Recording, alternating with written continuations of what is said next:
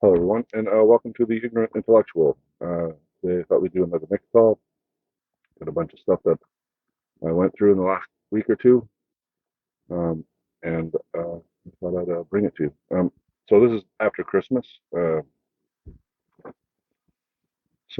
My son ended up getting a PlayStation 5 from his sister, so it gave me the ability to actually watch a few more movies more quickly. After he goes to bed, I'll go downstairs, and the PS5 is hooked up to the TV in the living room, and I can, play a bunch of movies off of the PS5, right? So, and we also bought a few PS5 games for it, so I thought I'd show you those as well. And so let's get into it. All right. So, okay, so let's do the movies first, then we'll do the books afterwards. And I'm going to start off with this film. It's called Titane. All right.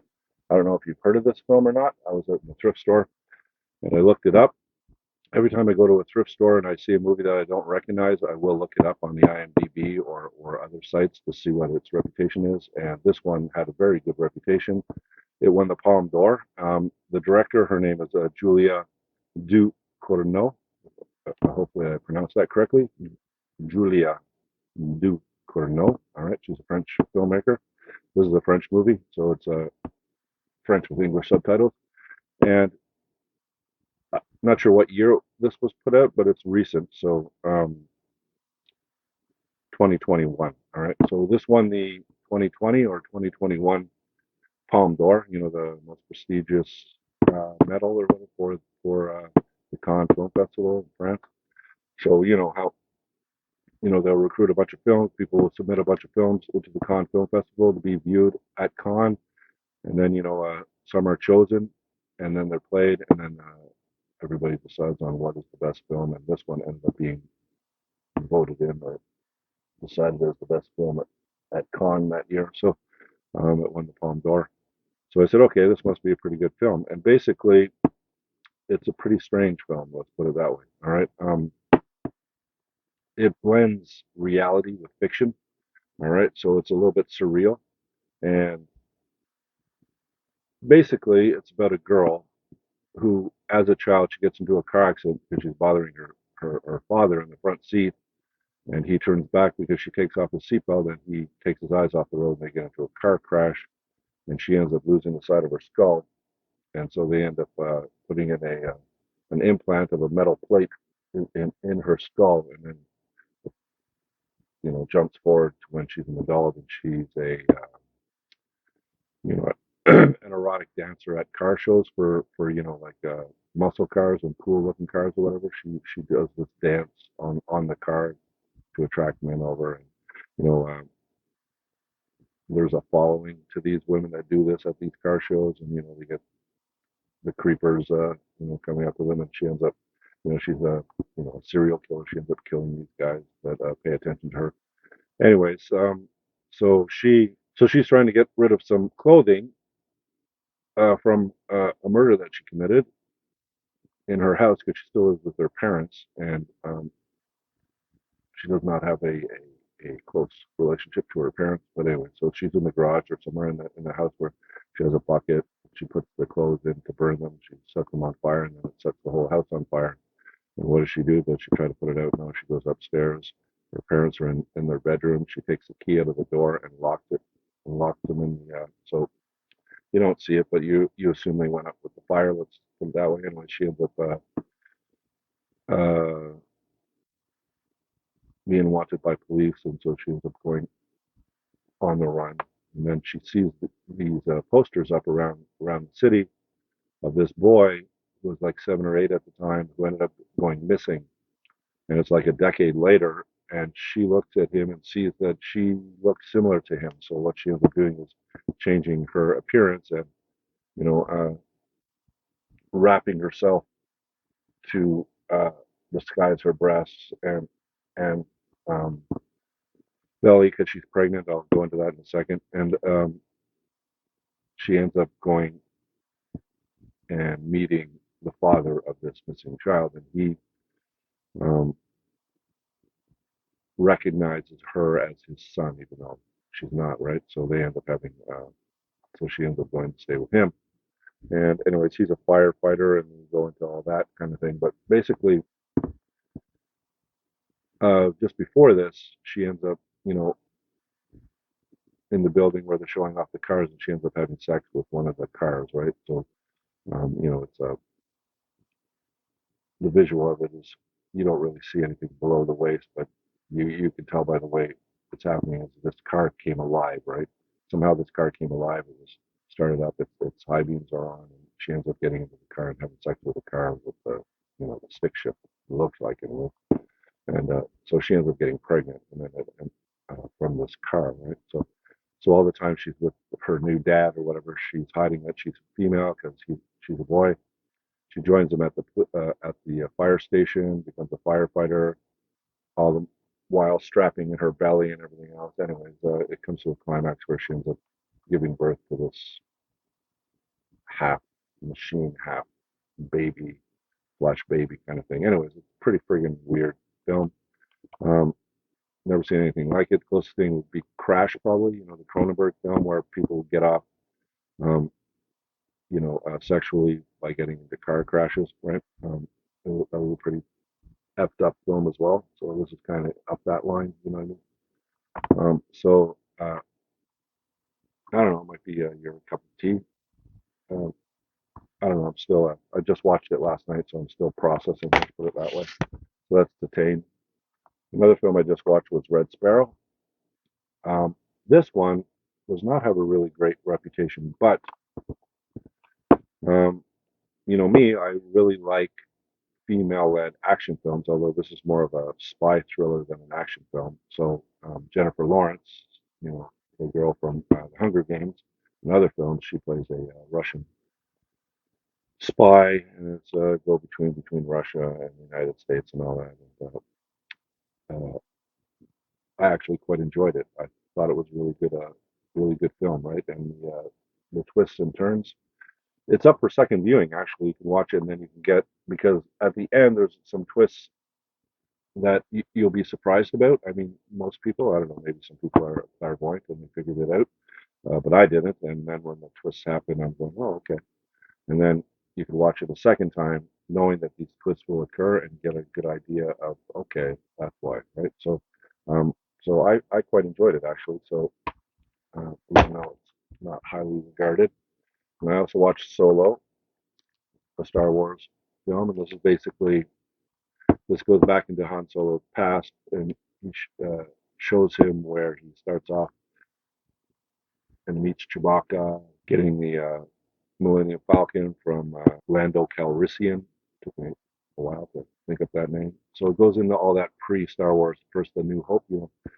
Before, this all occurs before A New Hope, where he ends up on his planet and he ends up he's kind of like a slave. He joins the military because he wants to become a pilot, and he fights in the you know fights for the Imperial Army, but he ends up uh, rebelling against it. Meets Chewbacca.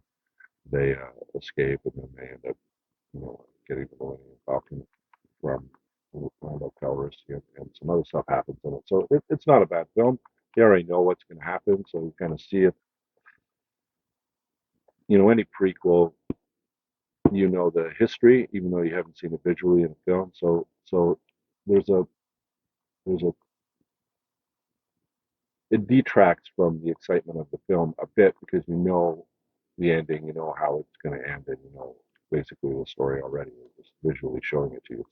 So there's a bit of a let down because you already know the story. But it's fun to watch it rather than just imagine it, right? So, all right, so that's that one. So then I picked up four PlayStation games for my son's new PS5. I always liked the type of games that I like playing are not first-person shooter games, so you probably won't see very many of those in the future up. Like Call of Duty or any of those things, Grand Theft Auto, any of those first-person shooter games. I don't really like them a lot, but and my son's like 7, so you can't play these M games. So all the games that I'm buying are going to be E-rated games, right? So basically, I picked up MLB The Show 14. I like baseball. I'm seeing if I can get my son into watching and playing baseball on his because I really enjoy playing baseball games on video games. Ever since way back in Nintendo days, right? So we got MLB The Show. Got this for $5. So if it's a disappointment, it won't cost me much. Then we got uh, Pac-Man. All right, with the Pac-Man games with Galaga and all that old school stuff. And we got Plants vs. Zombies. Me and my son like to play this game on our phone, so I figured let's see what it looks like on the PS5. All right, and same with Angry Birds, the Angry Birds trilogy. All right, so we'll see how fun these games are. So not going to get any like Assassin's Creed or like I said, Grand Theft Auto, Call of Duty, or any of those first-person shooter games that are all M-rated. I'm not going to let my son play M games. All right, so all right, and then ended up buying a whole bunch of Disney films off of this guy. And went through all of them, watched them with my son. Dumbo, great story. I really like the story of how a person that maybe is looked on as an outsider um, conquers the world. Right? So, and with the big ears. Then I found this um, at a thrift store for a couple of dollars, and I watched it and I realized how bad this film is. This is Van Helsing is not a good film. Okay, it's like it was a steelbook, so it attracted to me, so I picked it up. So I guess I'll keep it because it's a steelbook, but otherwise, it's not very good. The Flowers of War. This was a very good film. All right, and it's basically a Chinese Japanese film during during World War II, or when the Japanese invaded China and started taking over China. Um, they have to have a white guy in it, right? For American audiences. Let's put there's so many films like that, like The Great Wall with Matt Damon. They always have a famous Hollywood actor in a lot of these films, right? So, um, anyways, this is called The Flowers of War, and basically, what's his name? Batman, Christian Bale, American Psycho. He plays a crematorian, like a mortuary guy. What do you call those guys? Um, and he's in China because a Christian church in China had the priest at one of these Christian churches died, and he's come to give him his last rites and cremate him or bury him, right? Um, cremate him, I think. And he gets all tangled up in this the Chinese Japanese fight, and basically the church that he's at becomes a sanctuary for people, and you have a bunch of Chinese students that are there, female students, and then a bunch of brothel women, prostitutes, end up on their doorstep as well, and they end up going in. So you have a whole bunch of women inside this uh, Christian church surrounded by a wall where the Chinese are out murdering, the Japanese are out murdering every Chinese person that they come into contact with, right? And basically, this is like a safe haven, but they kind of invade that too, and they want to have relations with the 14, 15, 16-year-old girls that are in there, right? So, um, but basically, the prostitutes end up dressing up like the girls and go instead, and then Christian Bale takes the students, the young girl, out of. I think it was they were in Shanghai. Take them out of the country, and they were able to do that because of the sacrifice of the prostitutes. So it's like you can't judge the book by a cover type of view, and it's really an emotional roller coaster ride. Um, and there is a love interest between Christian Bale and one of the prostitutes as well, but it's an extremely good film if you have not watched that film. All right. Then we have The Island. This is my favorite Michael Bay film. Not that that's saying much, but I like the premise of this film, so I had it on DVD, but I didn't have it on Blu-ray, so I picked it up on Blu-ray. Um, it's basically about technology has advanced to the state where, if you're rich anyway, you can clone your body and grow another human being who's exactly like you, so that you can harvest them when you need them. Maybe you end up like the Ewan McGregor character in this has hepatitis B from all his sexual relations with women. He picked up Hep C or Hep D or whatever, and his liver is toast. Hi. I'm down here for a bit, Max. So. Can I hug you? Sure.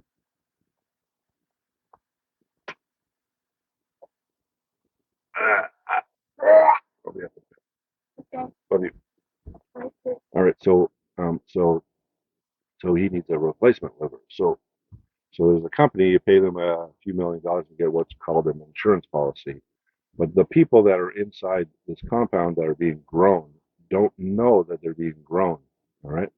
They try to grow them without having heads, brains or whatever, so they don't have consciousness, and just grow them for their body parts. But it didn't work. It always failed. So then they found out that if they actually grew the human being quickly, because they do it over like a year or whatever, they grow these human beings in a year instead of 20 or however long it is, quickly, that it works. So that's what they do. But then they end up selling it to the government, saying, no, no, they don't have a brain, they don't have consciousness, even though that they do.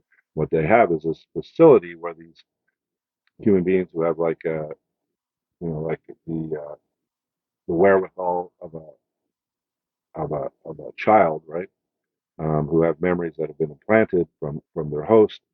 Um, but basically, they've been told that the whole world has been destroyed. A virus has plagued the world, and there's only this facility inside is safe because they've blocked out the outside world. And there's an area. There's one last area in the world that's safe from disease, and that's called the island. And there's a lottery for them inside the facility to go to the island, right? They have a lottery.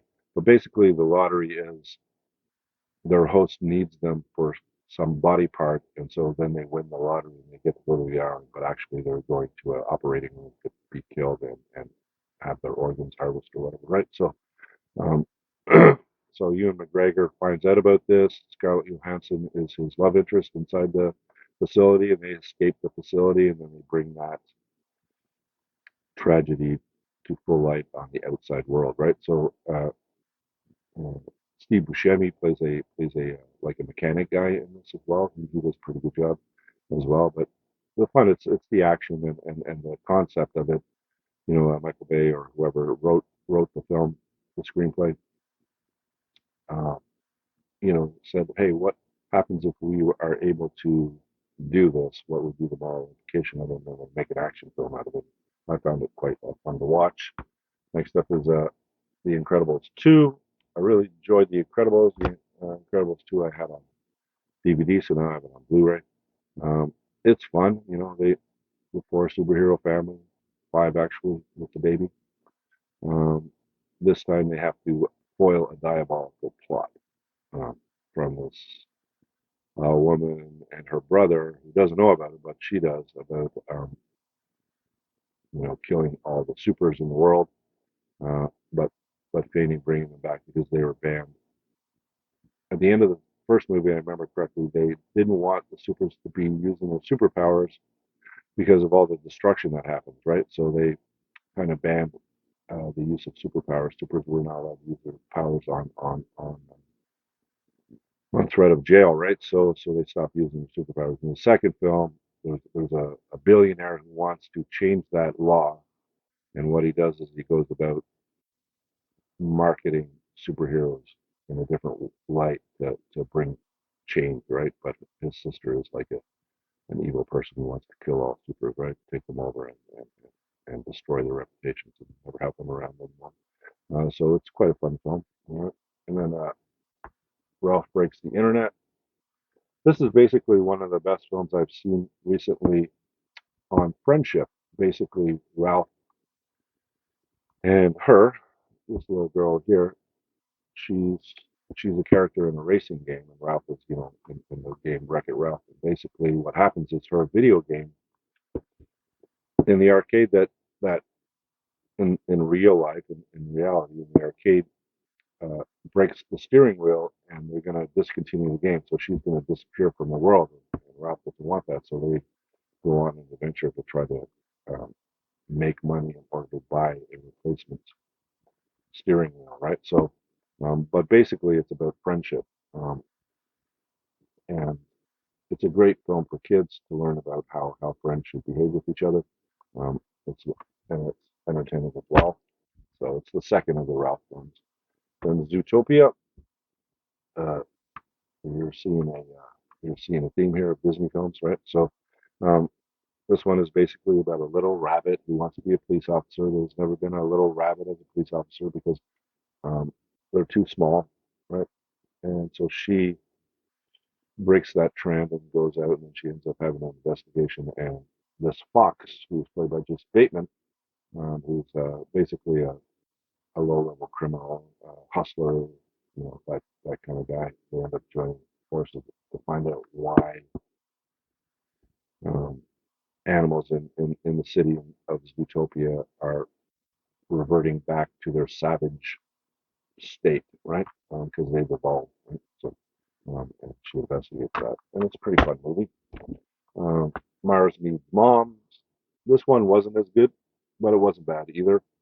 Basically, this is about every like 25 years, the Martians who live underground in Mars have a crop of babies that they need raising, and they don't raise them by their own mothers. They raise them with robot nannies, but they need to program the robot nannies. So what they do is they look on Earth to find a very good mom, and what they do is they kidnap the mom and clone her behavior. I don't know, and put it into a program into the nannies to take care of the next generation of Martians. And just so happens that a boy whose mother was kidnapped, he ends up getting on the ship trying to find his mom and ends up on Mars, and then there's a big hoopla and things go wrong. And anyways, it's a fun adventure. Then the BFG, I quite enjoyed this. This is basically another film about friendship, how you have a giant who ends up taking a girl because the girl sees, and the reason why giants are still alive is because humans don't know that they exist. So he ends up kind of kidnapping her and bring her to his place in Giant Land, and they end up striking up a friendship. Now he's a runt, so he's us. I mean, he's huge compared to us, but he's tiny compared to other giants. And there's the whole film is about introducing, let's say, the giants to humanity. See how it goes. All right. Then we have The Graduate, one of Dustin Hoffman's early films. It's basically about a college student who goes back to visit his parents, and they're best friends. The wife ends up having an affair with him, right? So it's like a reverse Lolita type of idea. Um, it was interesting for its time, but Dustin Hoffman's made better films than that. Although The Graduate gets high accolades, like Marathon Man. I enjoyed much better with him in it. Rain Man is another one that he does a really good job in. And what was that film? It's in the Criterion Collection. He has a British wife. They end up going back to Britain so that she can write a novel, and then she ends up getting sexually assaulted, and it just goes to hell. What was the name of that film? Anyways, I'll put it up here. That's probably his best performance, where he goes from a nice writer type of guy into a savage by the end of that film. Is extremely, extremely powerful acting. Then we got Snow White. Everybody's seen Snow White. We'll have to go into it about her eating the apple because she's the fairest one of all. So the queen poisons her. Then we have this vampire film, which is definitely for its time, Daughters of Darkness. It's basically about a woman and her protege, who are both vampires, go out searching in hotels for victims, and they end up at a hotel. And well, I'm not going to. It's been a while since I saw it. Then we have Peter Pan, which is quite a fun film to watch as well, um,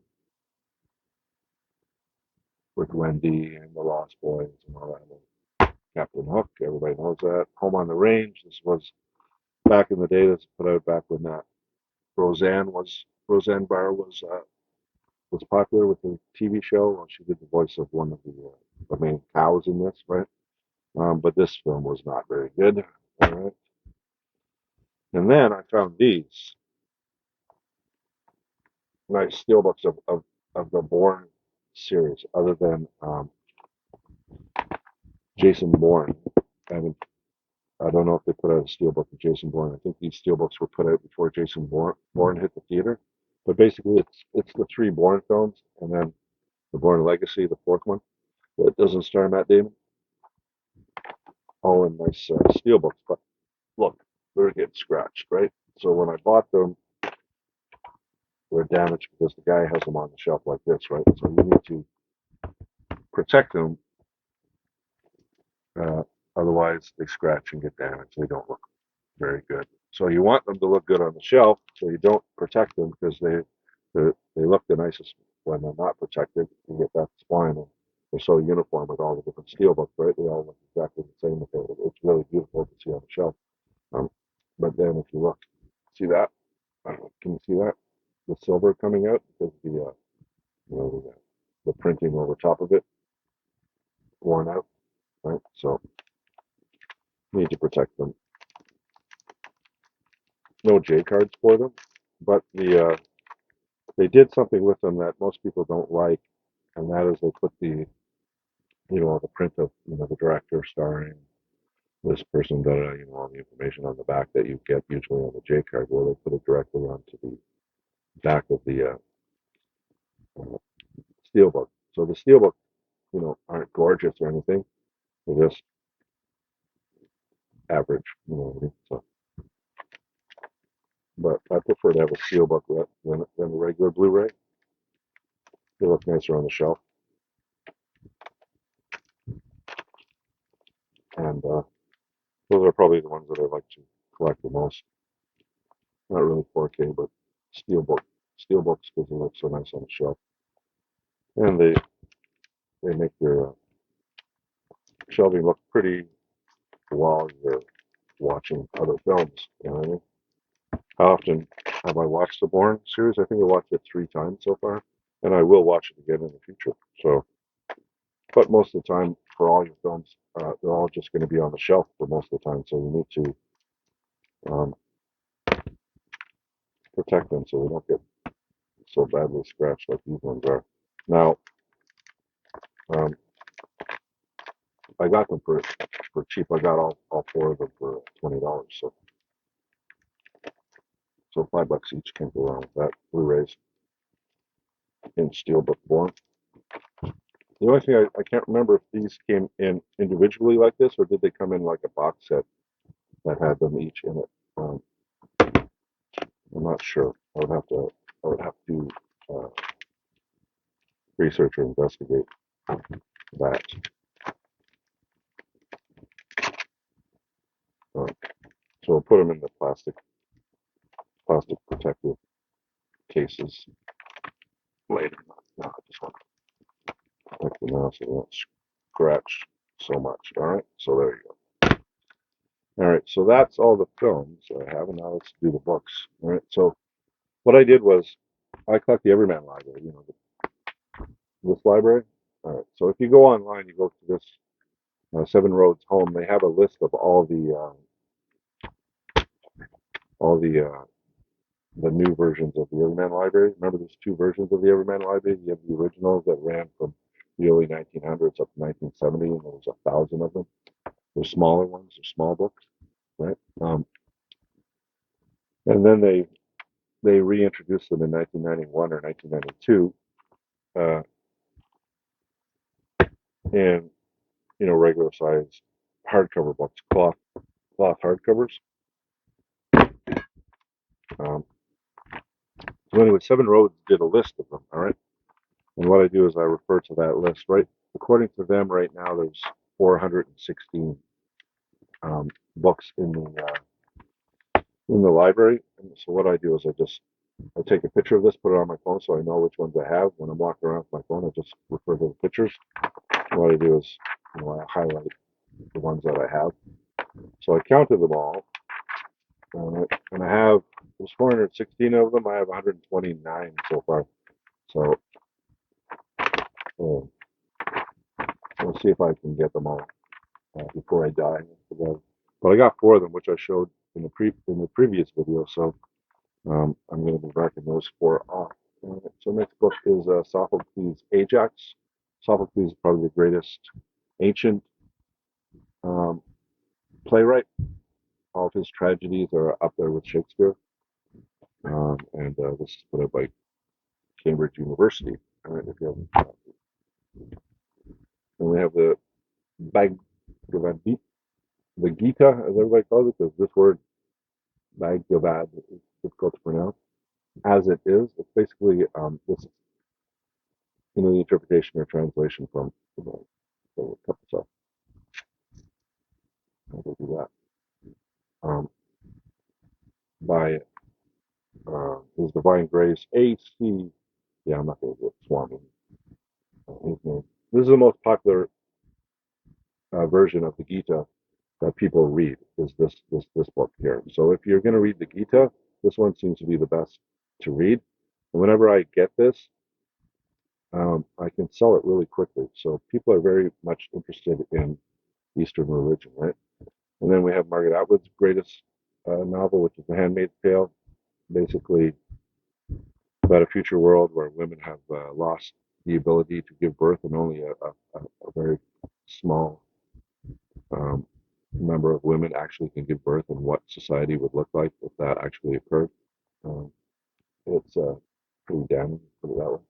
And then I have the Broadview version of Bram Stoker's Dracula, and these I keep applauding these because they're such great books. You get the text of the novel, but then you get all the the scholarship and all the extras that come along with these books. They're so good. You learn so much about the novel as well as reading the novel. So if you ever come across these Broadview uh, texts, just pick them up. They're great to read. All right, and everybody knows the story of Dracula, right? And we have Agatha Christie, the greatest mystery detective fiction writer of all time. All of her books are really easy to resell. This one is called "And Then There Were None." It looks like that's one of her more popular ones. And then we have The Problem of Pain by C.S. Lewis. Basically, C.S. Lewis was a Christian apologist when he wasn't writing fantasy novels. And this one is basically to answer the question, if God exists and God is love, then how does he allow pain in the world? How do he allow suffering and pain in the world? Well, he answers that question in this book. So if you ever have a relative who's suffering from cancer or other things where their life is miserable and you wonder why God allows that to happen, pick up C.S. Lewis's The Problem of Pain, and you'll get an idea of what he thinks the reason why that happens. And then we have one of the greatest teen books of all time. This is my argument of the greatest, young adult fiction book, and that's The Outsiders. Um, Basically about a group of greasers in the 50s who fight against a bunch of rich guys who are called the Soses, and one of the Soses ends up dying, and the person that killed him ended up escaping, going to a church in the north. Anyways, it's basically about inner city life in the 50s and how kids grow up in poverty. So it's extremely good, and there's sequels to it. There's like Text. There's That Was Then, This Is Now. Rumblefish is another one. There's 4 or 5 of them all together that Leslie Hinton wrote in her teen years about teen life. They're all really good, but The Outsiders started it all. And then we have this nice box set put out by, put this out, Harper Harper Harper Collins, uh, which is the Little House on the Prairie books that the TV show was based off of. Well, this is really, man, it's really heavy, really nice books. It's the first 5 in the series, all in this box set. I found this for $4. You know, $4 for this, and um, this will end up paying for. I'll probably sell it for like new. It's like $60, so I'll probably sell it for maybe 25, maybe 30, and that's how I end up getting enough money that I can actually buy films and movies and stuff for my own collection rather than reselling it. That's where I afford it. I'm not spending my own money. Um, going broke trying to have a movie collection, right? So, and we have East of Eden by John Steinbeck, one of his great books. All right. I explained that book before. That's like the third copy I found of that. Um, and then we have Arcturus. What was it? Arcturus, remember? Oh, Arcturus. Arcturus, they make those inexpensive softcover of classic books, right? Um, they sell for $5 or $6, $7. And well, they also come out with hardcovers, and sometimes really nice hardcovers and really nice box sets. Um, and this one is one of them. It's 1984 by George Orwell, right? One of the greatest novels of all time. Orwell's best. That An Animal Farm is required reading if you want to read English literature. 1984, Big Brother is watching you. Basically about a futuristic world that is run by an autocrat named Big Brother, and he basically pigeonholes you into certain behavior, and you can even see through your own TV that you have in your house and everything, right? So it's basically a surveillance society, and if you deviate from the norms, you end up punished for it, basically. So that's 1984. I think maybe this came with a dust jacket that didn't have it on it, but I found this for $4, so I think they could sell it for more than that. And then we have this I found for $2, and that is Classics of Western Philosophy. All right. So it's a big tome. It's like a second edition. It's it's a textbook basically, right? But it has so much good stuff in it that it's really easy to read. So you have a lot of Plato's work, Aristotle, Epicurus, Augustine, Thomas Aquinas, Aquinas, Descartes, Hobbes, Spinoza, Leibniz, Locke, Berkeley, Hume, Kant, and John Stuart Mill. So basically all the English Western philosophers. You have all their works in here all in one big huge volume, right? So it shouldn't be too hard to resell. And I think that's everything. I have some other stuff. I got some Christmas presents which were movies, so once I go through those, I'll bring them down here as well. A lot of 4Ks and a Resident Evil package, which was extremely beautiful that I want to show you as well. But that's it for now. So that's everything here. Hope you enjoyed it. If you did, leave me a thumbs up. Consider subscribing if you like this type of video. I do it every week or two. Um, as I collect stuff for my own library and get stuff to resell in order to afford my own library. Um, and you have a great day, all right? And I'll talk to you in my next video. Bye for now.